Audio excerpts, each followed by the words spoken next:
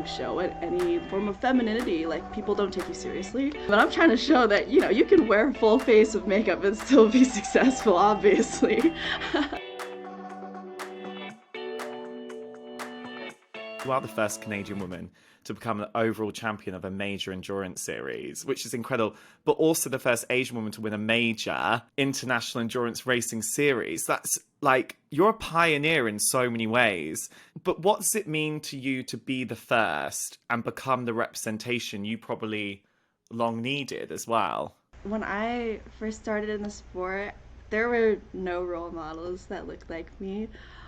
So it was really like a kind of a lonely journey having to navigate the racing world with no role models. And so early on, I recognized how important it was for me to become the representation I lacked in a sport that deserves diversity.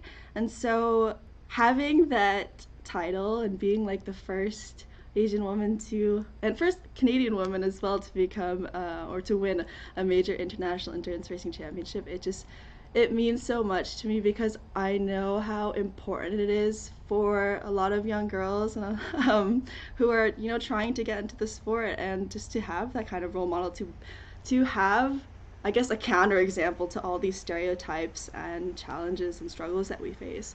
I talk a lot about wearing makeup under my helmet on race days, because I feel that in a lot of male-dominated sports, if you show any kind of form of femininity, like, people don't take you seriously. And I'm trying to show that, you know, you can wear a full face of makeup and still be successful, obviously. Yes, you can! Exactly. I actually had a friend recently my friend went to her very first track day, and then I think she filmed a bit, and somebody was actually like hating on her in the comments for like her wearing makeup, and she's like, "Let me introduce you to Samantha Tan," and that's exactly the kind of thing I'm trying to be, I guess, kind of role model for all these girls. Because I think that traditionally motorsports and car racing have had such a problem with involving women in that community and also propelling them to be competitors in their own right. Because when you look at, for instance, like Formula One, in theory, women and men can actually compete in the same races, but it's only kind of in theory. And I think it's taking so long to get to a point where we have gender parity in motorsports. Do you think it's a cultural problem where it's such a male-dominated space that women are just not necessarily as welcome, do you think? Yeah, I do think it's a cultural thing. Growing up, a lot of girls are taught that kind of like we're delicate, that we need protection, that we're supposed to play it safe, right? And boys are taught to play rough. And I think we're taught to kind of doubt ourselves when we're faced with a challenge. So coming into a male dominated industry, there people doubt you a lot. Mm. And I can see why that would deter a lot of girls and women from joining the sport. But again, the car doesn't care what race or gender you are. It just cares about whether or not you can drive it well, you know? Yes! Just to add on to that, that's one of the reasons why I love racing, is because, you know, men and women can compete on an equal level. And that's why I kind of have my I disagree with W series and segregating women and having our own, you know, we don't need to be segregated, but I understand that, you know, it does give a lot more opportunities to women, but that isn't to say that we can't compete on an equal level. Well, you've shown that in a full throttle way. But when you come up against, what kind of sexism would you come up against in the sport? Have you come up against before? And how have you learnt to deal with that kind of negativity when you come up against it as well? When I first started in the sport, nobody really saw me as a real race car driver. People thought I was more of a model because I liked taking photos with cars.